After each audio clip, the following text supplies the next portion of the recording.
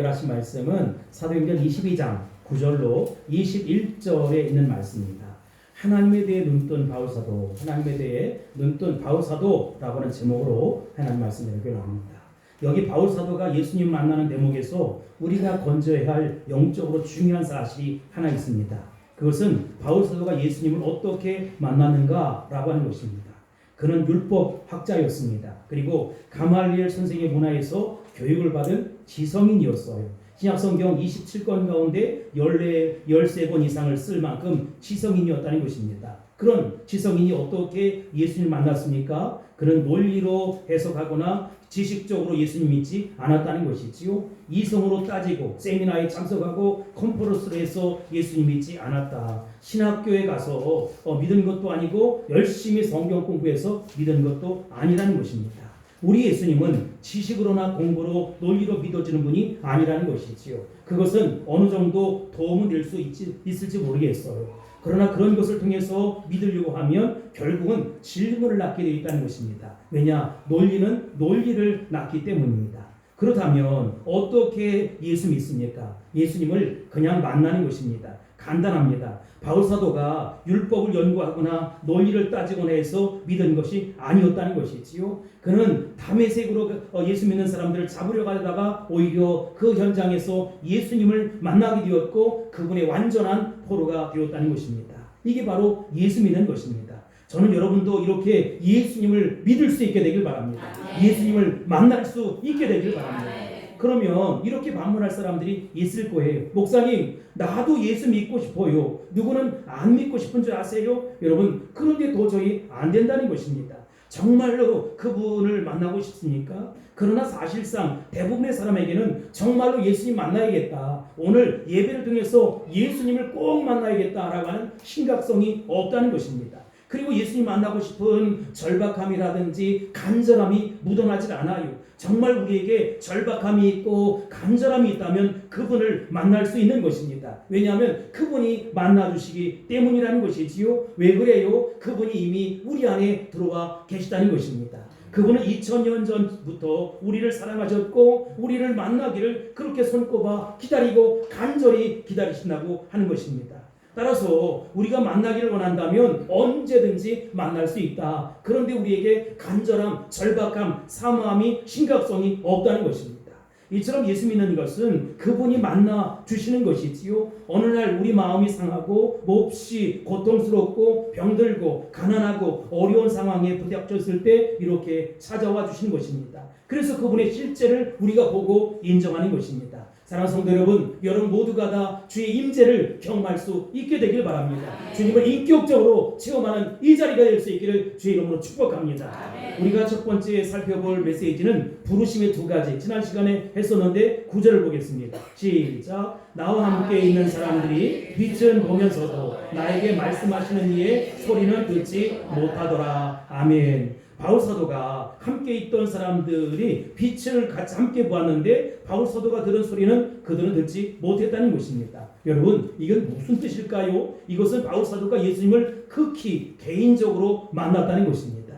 극히 개인적으로 부름을 받았다는 것이지요. 그런데 여러분, 부르심에는 두 가지가 있다는 것입니다. 첫 번째는 이렇게 공동체의 부르심이 있고 두 번째는 개인적인 부르심이 있다는 것입니다. 하나님은 우리를 한 교회의 성도로서 공동체적으로 불러주실 때가 있어요. 세계 민족과 열방의 십자가 복음, 생명의 복음 들고 나가라고 우리를 공동체로 불러주실 뿐만 아니라 하나님 나라 선교 사역을 감당하라고 한 교회로 묶어서 힘을 모아서 이 사명 감당하라고 부르신다는 것입니다. 교회는 하나님의 목적을 위해서 성도 모두를 포함한 전체 공동체를 부르신다는 것입니다. 이것이 바로 공동체의 부르심이라는 것이지요. 그 예로 오순절 하나님이 마가다락방에 성령을 보내주셨잖아요. 거기 모인 120명의 성도들이 모두 다 성령의 충만함을 받게 되었다. 무슨 소리냐? 공동체로 하나님을 불러주셨다는 것입니다. 그러나 어떤 경우에는 하나님이 우리를 개인적으로 부르실 때가 있다는 것이지요. 그런데 이 개인적인 부르심에는 주님과 나만, 당사자만 아는 거예요. 다른 사람은 전혀 모른다는 것입니다. 나만 아는 비밀이라는 거예요. 이 비밀이 있는 사람은 어떤지 아세요? 시익하고 그저 웃는 거예요. 누구한테 사랑 고백을 받은 사람들은 나만 알기 때문에 싱글벙글하고 살아가는 것이지요. 누가 뭐래도 아무 상관이 없어요. 왜냐하면 그와 나의 약속이 있기 때문이라는 것입니다. 이것이 하나님과의 비밀, 하나님과의 언약을 가진 성도들의 모습이라는 것입니다. 그런 성도는 어떤 고난이 오고 어떤 역경이 오고 어떤 환난이 와도 두려워하지 않습니다. 왜냐? 내 안에 생명 되신 주님이 계시고 주님이 내가 너와 함께하노라 라고 하는 말씀을 주셨기 때문이라는 것입니다.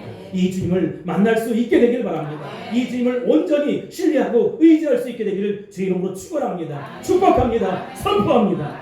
그렇다면 여러분 어떻습니까? 개인적으로 하나님의 부르심을 받으셨습니까? 하나님께서 이렇게 해라, 나를 위해서 이러한 삶을 살라고 부르셨나 이 말이지요. 그 부르심에 우리 모두가 순종할 수 있게 되길 바랍니다. 아멘이신가요? 바울 사도는 지금 이런 개인적인 부르심, 하나님이 자신에게만 들려주신 개인적인 음성에 대해서 지금 말하고 있는 거예요. 그것을 다른 사람들은 아무도 듣지 못하고 바울 사도만 들었다는 것입니다. 이것이 바울 사도의 생애를 결정지었어요. 바울 사도의 평생을 결정지었다. 그 음성이 말이지요. 그 음성을 들었기 때문에 그 언약의 말씀 붙잡고 도적의 위험, 강의 위험, 산의 위험, 도시의 위험, 신의 위험, 심지어 40에 하나 감한매를 5번이나 맞고 굶주리고 마음의 사형 선고를 받아도 살 수만까지 완전히 끊어져도 그는 전혀 끄떡하지 않았다. 전혀 그 믿음이 흔들리지 않았다는 것입니다. 왜 그래요? 주의 음성을 들었기 때문에. 어느 길거리에서 정말로 죽음의 고통 속에 있을지라도 기꺼이 그는 아멘 하고 순종할 수 있었던 것은 그의 심장 속에 언약의 말씀, 생명의 말씀이 있었다는 것입니다. 그렇다면 여러분은 어떻습니까? 이런 개인적인 부르심을 받았습니까? 저도 그런 부르심을 받은 적이 있어요. 주님과 나만이 아는 부르심이 있다는 것입니다. 바울 사도처럼 말이지요. 다시 말하지만 하나님은 공동체 전체를 불러 주실 뿐만 아니라 개인을 불러 주신다는 것입니다. 우리 모두가 다 아는 얘기가 있어요. 그 다음에 보면 I love you, 이게 내가 너를 사랑한다. 우리 주님 그렇게 말씀하시는 것이지요. 여러분, 그런데 그분이 우리를 얼만큼 사랑하느냐? 양팔을 쭉 벌리고 this much, 이만큼 도저히 계산이 되지 않은 이만큼 사랑하신다는 것입니다. 십자가에서 아낌없이 물과 피를 다 쏟아주시고 살을 찢어 주셔서 죽었을 만큼 우리를 사랑해 주신다는 것입니다. 내가 너를 위해서 십자가에 피 흘려 죽노라. 내가 내 죄가 주홍 같을지라도 나는 반드시 눈같이 희게 만들어줄 것이다. 이것이 우리를 사랑하는 하나님 아버지의 고백이라는 것입니다. 하나님은 이런 약속을 this much, 이만큼 도저히 가늠할 수 없을 만큼 우리를 사랑하신다는 것입니다. 이 약속을 받고 돌아갈 수 있게 되길 바랍니다. 그러나 이 약속을 더 특별하게 우리 생애 속에 적용해야 할 필요가 있어요. 우리에게는 그런 은밀한 비밀이 있다는 것입니다. 그게 뭐냐? 하나님의 영광을 위해 우리를 부르셨다는 것입니다. 너는 어느 족속을 위해서 살아가라. 너는 누구를 위해서 살아가라. 너는 어디를 가서 살아라. 너는 어느 교회를 가서 섬겨라 라고 우리를 부르신다는 것입니다. 주님이 부르셨기에 우리는 죽도록 충성할 수 있는 것입니다. 주님이 부르셨기에 우리는 심차게 사명 감당할 수 있는 것입니다. 두 번째로 살펴볼 메시지는 부르심이 변화시킨 삶의 목적들이 있다는 것입니다. 10절을 보겠습니다. 시작. 내가 이르되 주님 무엇을 하리이까? 주께서 이르시되 일어나 다메섹으로 들어가라. 내가 해야 할 모든 것을 거기서 우리가 이루리라 하시거늘. 아멘. 바울 사도는 주님의 음성을 듣고 나서 주님 무엇을 하리이까? 라고 물었어요. 여러분, 이것이 굉장히 중요한 물음입니다. 바울 사도는 예수님 만났어요. 여러분, 아까도 말씀드렸지만 논리로, 이론으로, 지식으로, 이성으로 만난 것이 아니다. 그냥 만났다는 것이지요. 우리도 마찬가지입니다. 우리가 예수 믿은 것은 아주 쉽게 표현하면 어떻게 어느 골목을 지나가다가 그분과 꽝 부딪힌 것과 똑같아요. 부딪혀보니 그분이 예수님이라는 것입니다. 내가 너무 단순하게 말하는 것일지 모르겠지만 사실이에요. 누군가 이렇게 얘기해요. 모세는 시내산에서 부름받은 것이 아니라 저기 나일강 갈대 상자에서 부름을 받았다는 것입니다. 갈대 상자에 버려졌을 때부터 하나님의 부르심은 이미 시작되었다는 것입니다. 그렇습니다. 우리가 알지 못하는 데서부터 하나님은 우리를 부르셨고 우리를 사랑하셨고 우리를 선하게 인도해 주셨다는 것입니다. 나는 이 말씀을 묵상하다가 요한복음 15장 16절 말씀이 갑자기 생각이 났어요. 너희가 나를 택한 것이 아니요 내가 너희를 어떻게 했습니까? 택하여 세웠나니. 그렇습니다. 근본적으로 예수님 만나는 것은 언제나 내 노력, 내 주장이 아니라는 것이지요. 내 노력, 내 헌신, 내 목마름으로 예수님 만나는 것 같지만 영적으로 오면, 실제로 오면 예수님이 먼저 우리를 찾아와 주셨다는 것입니다. 그리고 아낌없이 삶을 찢어주셨고 피와 물을 다 쏟아서 인류 구원을 완성해 주셨을 뿐만 아니라 저와 여러분의 구원을 완성해 주셨다는 것입니다. 그러니 이것은 하나님의 일방적인 은혜라는 것입니다. 여러분, 우리 하나님의 은혜 속에 살아가요. 지난번에 우리 그 야유예배를 갔을 때 우리 장로님이 내가 이 건물을 지었는데 이 건물에서 함께 성도들과 예배하니 감사하다 하면서 죽도록 충성하겠다 이런 고백을 했잖아요. 아니 어느 날 교회를 짓게 만드셨어요. 수양관을 짓게 만드셨어요. 그런데 어찌 선한 인도함을 받다 보니 이렇게 만나게 해 주셨다는 것입니다. 이게 바로 하나님의 인도하심이라는 것입니다. 이게 바로 하나님의 일방적인 은혜라는 것입니다. 예수님이 우리를 찾아오신 것입니다. 예수님이 우리를 구원해 주신 것입니다. 우리가 먼저 예수님을 사랑하는 것 같지만 아니에요. 그분이 먼저 나를 사랑해 주셨어요.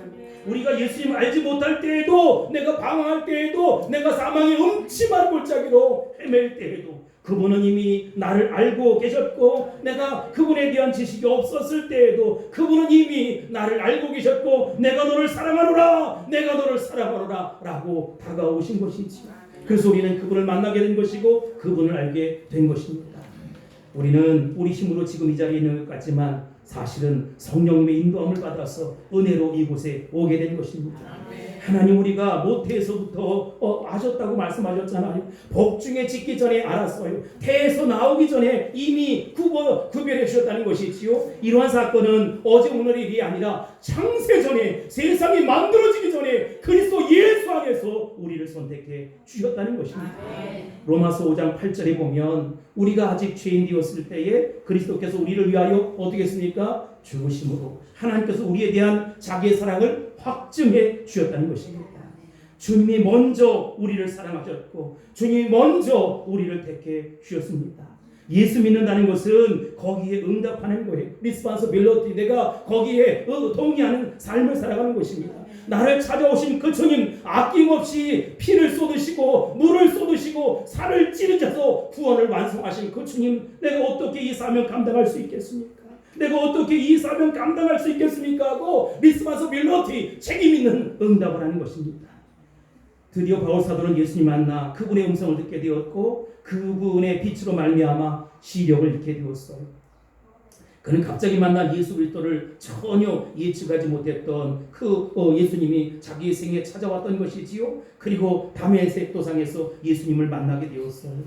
십자가의 도를 전하는 그 사람들을 전부 다 죽이려고 마음에 작정했는데 그가 그곳에서 예수님 만났다는 것입니다. 근데 여러분, 예수 만난 사람들에게는 모든 것이 이전, 이후, 이 비포와 애프터가 다르다는 것이지요. 조국의 의미도 다릅니다. 예전에는 우리나라가 너무 살기 싫어요. 난 이런 대통령 밑에서 살고 싶지 않다라고 해서 떠나는 사람들도 있었고, 나는 이런 나라, 이런 환경에서 교육받고 싶지 않다, 자녀들을 그렇게 교육시키고 싶지 않다라고 떠나보내는 사람들이 있었어요. 그러나 그런 사람들에게도 예수 알고 나면 조국을 다시 찾아오는 것이지요.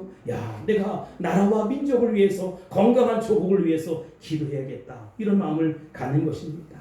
어떤 사람들은 부모가 싫고 가정이 싫어서 가출을 합니다. 부모의 가슴에 대못을 받고 떠납니다. 그러나 그런 사람들도 예수님 만나면 돌아온 탕자같이 돌아오는 거예요. 왜냐하면 집에 대한 해석이 다른 것이지요. 내가 정말 힘들고 고단하고 어렵지만 이 가정을 복음으로 십자가로 물들이며 예수 보혈의 피로 물들이리라 라고 하는 마음을 가지고 살아가는 것입니다. 이것이 바로 콜링, 하나님께서 우리에게 사명을 주셨고 이 사명 감당하라고 우리를 부르신 것입니다.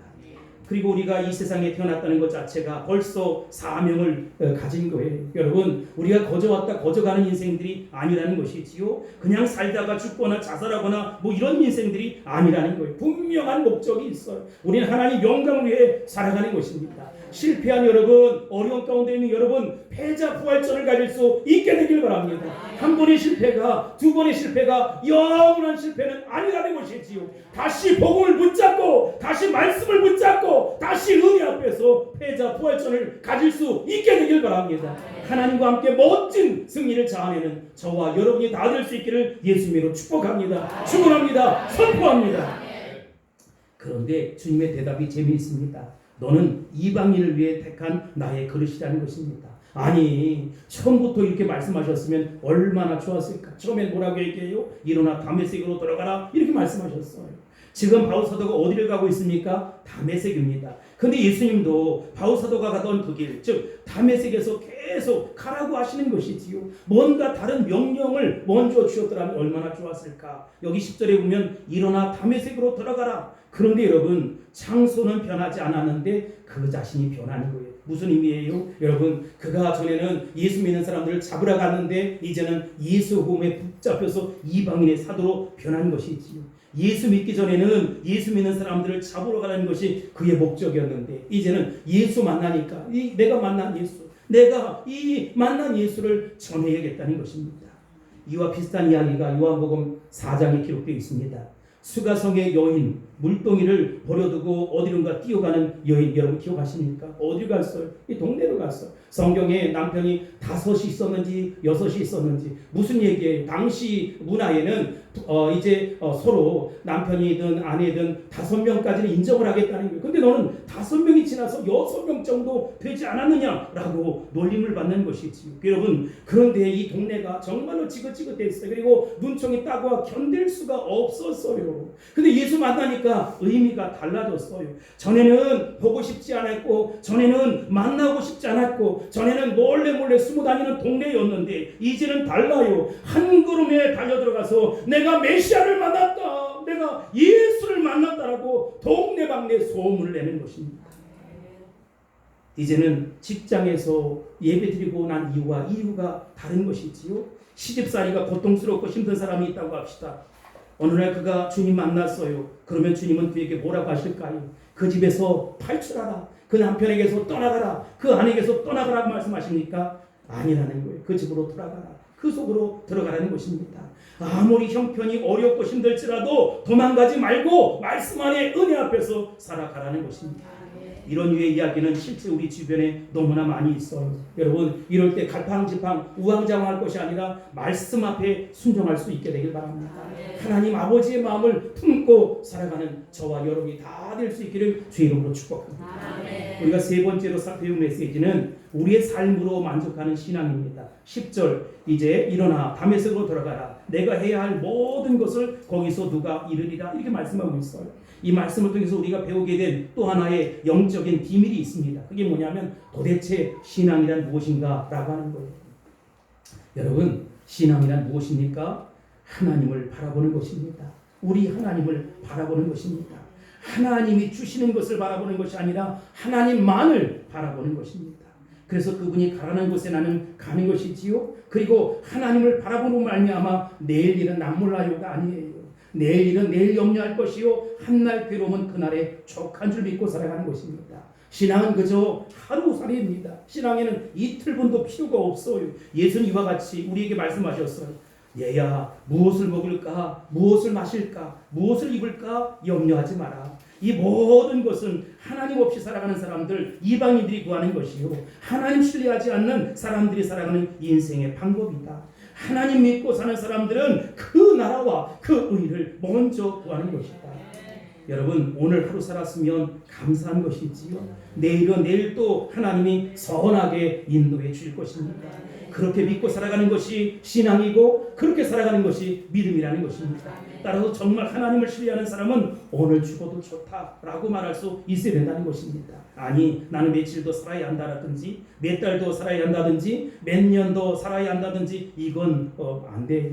나는 오늘 죽어도 여한이 없다. 정말로 하나님 은혜 안에서 내가 하루하루를 살아간다. 이게 신앙인의 삶이고 신앙인의 본질이라는 것입니다. 참된 신앙은 오늘 사는 것으로 만족합니다. 그리고 무엇이 있어서 만족하는 것이 아니라 하나님 그 자체가 만족인 것이지요. 내가 힘들고 어려워도 하나님 안에서 모든 것 합력해 반드시 소원을 이룰 줄 믿고 이렇게 살아가는 것입니다. 여러분, 믿음의 사람들 그렇게 믿음으로 살아가니까 세상이 감당치 못하는 믿음의 소유자들이 되었어요. 여러분, 그냥 주저주저 하지 마세요. 갈팡질팡하지 마세요. 문제 앞에서 어떻게 할까 고민하지 마세요. 화내지 마세요. 열받지 마세요. 왜냐하면 여러분은 하나님이 직접적으로 살아가셔서 당신의 아들 예수님을 십자가에 못 박아 죽어서 구원한 그 인류 구원을 완성한 그 장본인들이라는 것입니다. 그리고 여러분들에게 원하세요. 세상이 감당치 못할 믿음을 가지라는 것입니다. 주님은 바울사도에게 일어나 다메섹으로 들어가라 라고 하시면서 한 가지 더 붙였어요. 내가 다메섹으로 가면 어떤 사람을 만날 것이다. 여러분, 이렇게 하나님이 예비하시고 준비하신 사람을 만나는 것이지요. 그러므로 우리는 무슨 일을 만나든지 걱정할 필요가 없다. 염려할 필요가 없다. 다 하나님의 은혜로 사는 것이다. 바울사도가 아나니아라고 하는 사람을 어떻게 알게 되었습니까? 그렇지만 바울사도는 주님의 말씀 믿고 그냥 다메섹으로 갔어요. 그 기다렸더니 기도하며 기다렸더니 아나니아라는 사람이 자기 발로 찾아왔다는 것이 걸어왔다는 것입니다. 얼마나 놀라운 일입니까? 우리의 삶을 한번 돌아보시기 바랍니다. 과연 우리가 노력해서 얻은 것이 몇 개나 될까요? 노력해서 얻은 것이 있다 할지라도 그 노력하는 것은 다 시시한 것이지. 소중한 것은 다 하나님 아버지께서 허락해 주시는 것입니다. 우리 하나님이 여러분, 목사님 내가 복을 받았어요. 정말로 이런 선한 간증이 여러분, 그거는 맛배기 지나지 않아요. 하나님 더 놀랍고 엄청난 것들을 부어주실 것입니다. 예전에 왕년에 이야기하는 분들 그 가져왔던 것 여러분 그 정도로 주실 분이 아니에요. 모든 것이 되신 분이 우리 주님이라는 것입니다. 은도 내 것이요 금도 내 것이라고 말씀하셨습니다. 생명도 당신이 쥐고 계시다는 것입니다. 인류 역사의 모든 것들을 당신이 통치하고 주관하고 다스린다는 것입니다. 그러니 하나님을 믿으니 또 나를 믿으라고 우리 주님 말씀하시지 않았어요? 그러니까 여러분, 여러분들에게 예비되고 준비된 아나니아가 있다는 것입니다. 그분을 만나게 될 것입니다. 그러니 우리가 정말로 속좁은 모습으로 살아갈 것이 아니고 괜히 안 된다고 열받을 것이 아니라 내 심장을 열고 벌떡 일어나 주를 바라볼 수 있게 되길 바라고 하나님 능력의 말씀을 의지하고 살아갈 수 있기를 주의 이름으로 축원합니다. 하나님 펼쳐주실 것입니다. 평탄하게 형통하게 주님의 이름으로 열어주실 것입니다. 우리가 마지막 네 번째로 살펴볼 메시지는 세상에 눈 뜨고 하나님에 대해 세상에 눈 멀고 하나님에 대해 눈 뜬 바울사도의 모습입니다. 11절입니다. 시작. 나는 그 빛의 광채로 말미암아 볼 수 없게 되었으므로 나와 함께 있는 사람들의 손에 끌려 다메섹으로 들어가노라. 아멘. 바울사도가 빛을 본 후에 그 빛의 광채 때문에 순식간에 시력을 잃어버렸어요. 너무 강렬한 빛을 보면서 눈에 무리가 온 모양입니다. 예수님의 빛이 그 영광스럽고 거룩한 빛이 바울사도에게 임했을 때 그는 순식간에 시력을 잃어버렸다. 그는 예수 믿는 사람들을 잡으려고 많은 부하들을 들고 다녔잖아요. 그런 그가 갑자기 시력을 잃어버렸어요. 이제 그는 어떻게 합니까? 부하들의 손에 이끌려 다니는 신세가 되고 말았다는 것입니다. 여러분은 그 심정을 이해할 수 있겠습니까? 눈 뜨고 살다가 시력을 잃어버린 아무것도 보이지 않는 많이 캄캄하고 어두운 사람의 심정을 이해할 수 있겠습니까? 그렇다면 하나님 이렇게 하신 뜻이 뭘까? 여기 굉장한 뜻, 영적인 비밀이 숨겨져 있다는 것입니다. 하나님은 순식간에 바울사도의 시력을 잃게 하심으로써 세상에 대해서 눈을 감게 하신 것이지. 우리는 세상에 대해서 눈을 너무 크게 그리고 열심히 뜨고 지냅니다. 하나님은 그러한 우리에게 눈을 가르노라, 눈을 감으라고 말씀하고 있습니다.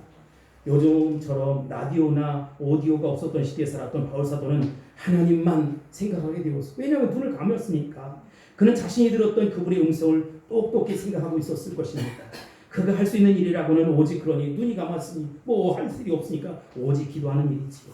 눈에 보이지 않는 것은 모든 것에 제한을 받는 것 아니겠습니까? 그는 세상에 대해서 눈을 감았다는 것은 오히려 이제 하나님 앞에 눈을 뜰 시간이라는 거예요. 이상하게 내가 예수 믿는데도 목사님 이렇게 길이 막히고 사람들이 관계가 끊어지고 왜 그래요? 세상에 눈 멀고 하나님의 눈 뜨라는 것이지. 하나님 앞에 집중하라는 것입니다. 아니 당신들이 나를 이렇게 생각하지 마세요.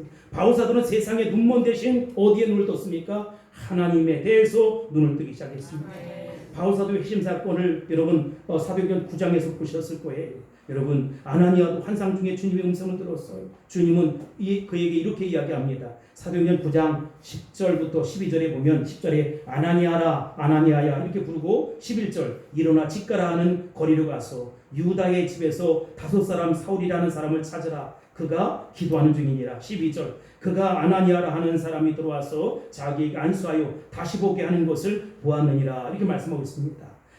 이 말씀을 통해서 우리는 바울 사도가 앞을 못 보게 되었을 때 기도하고 있었다는 사실을 알 수 있어요.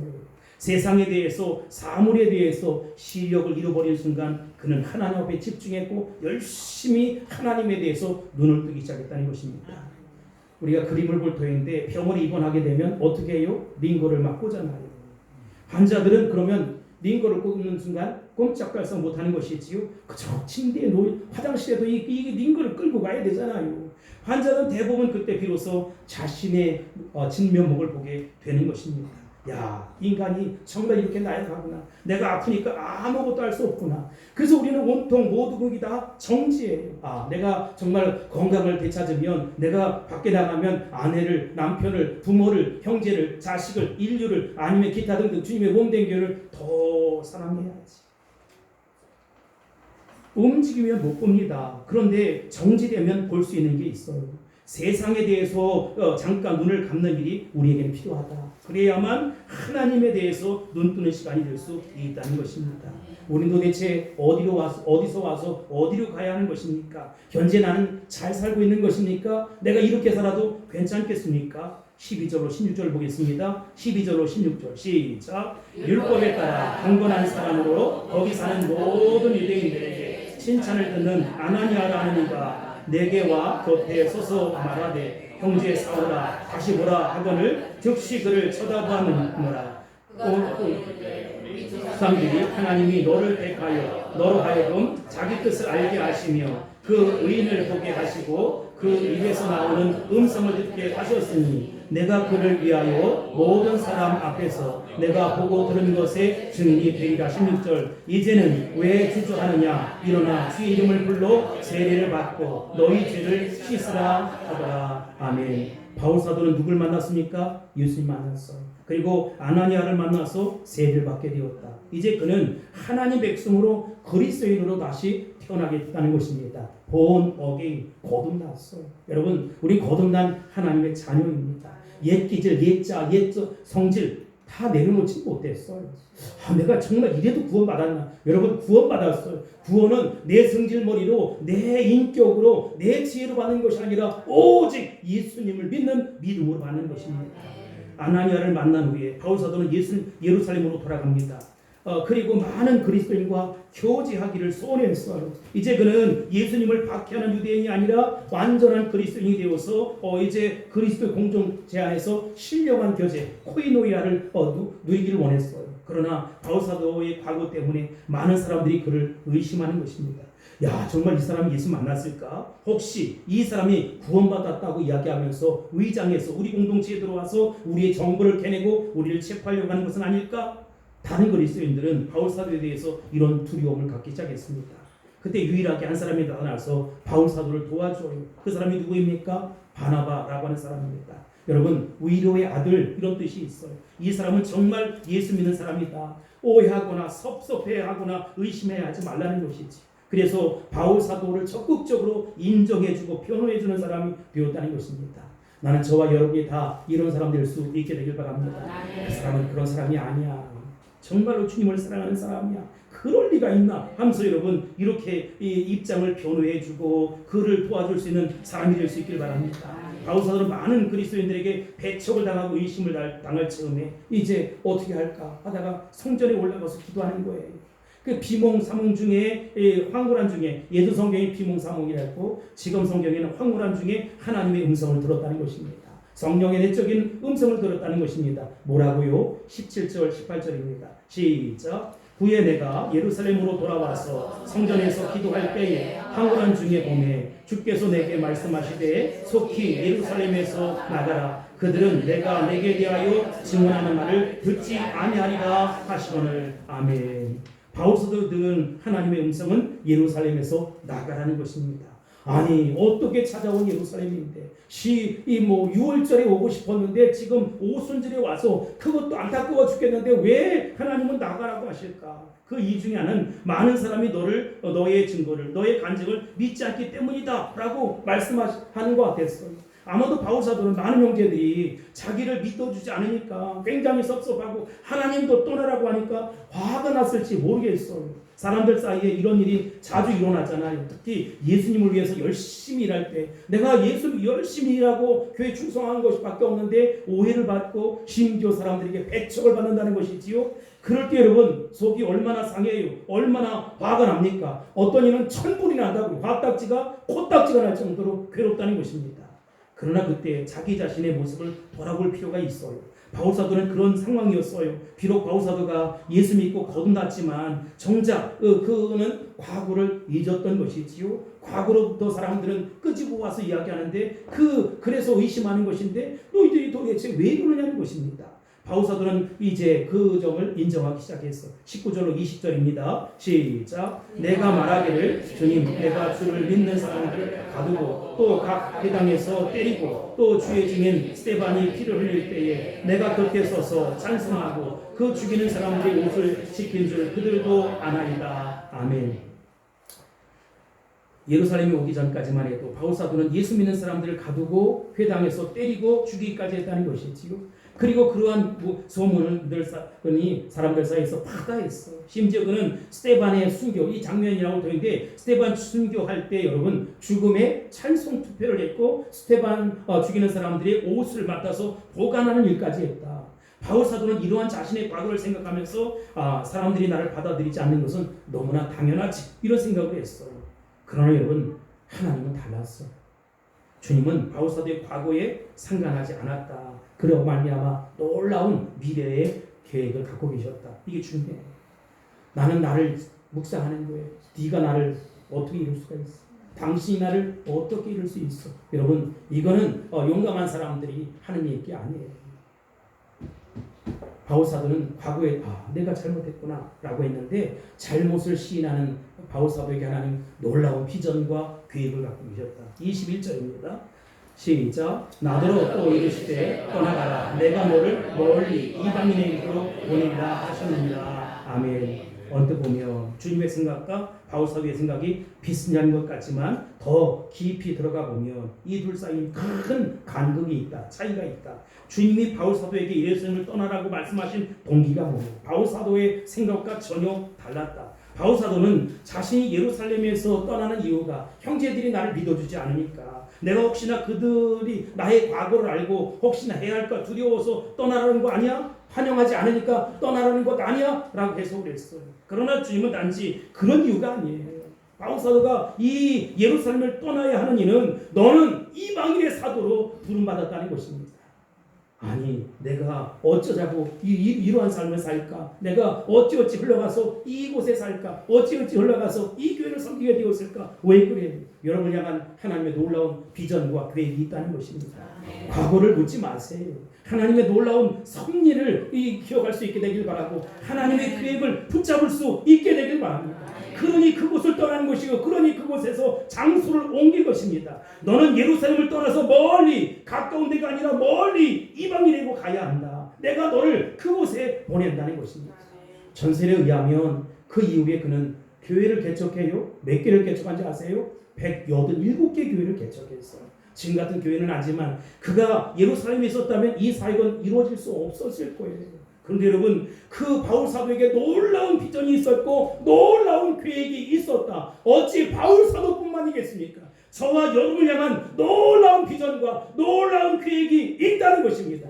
그러니 힘들고 어려워도 정무적인 그 감각을 가지고 정무적인 그 태도를 가지고 잘 감당할 수 있고 이길 수 있게 되길 바랍니다. 왜요? 이사야 55장 8절 9절은 이렇게 이야기합니다. 이사야 55장 8절 9절입니다. 시작. 이는 내 생각이 너희 생각과 다르며 내 길은 너희의 길과 다름이니라. 여호와의 말씀이니라. 이는 하늘이 땅보다 높은 같이 내 길은 너 여호와의 길보다 높으며 내 생각은 너희의 생각보다 높음이니라. 아멘. 이게 누구 말씀이에요? 하나님 말씀이에요. 우리 예수 믿고 하나님 섬기고 주님의 공교회를 다니지만 실제로는 하늘을 보지 못하고 땅만 보고 살아가는 그런 인생들입니다. 또한 성경을 가지고 다니지만 성경의 깊은 내막과 내용을 잘 몰라요.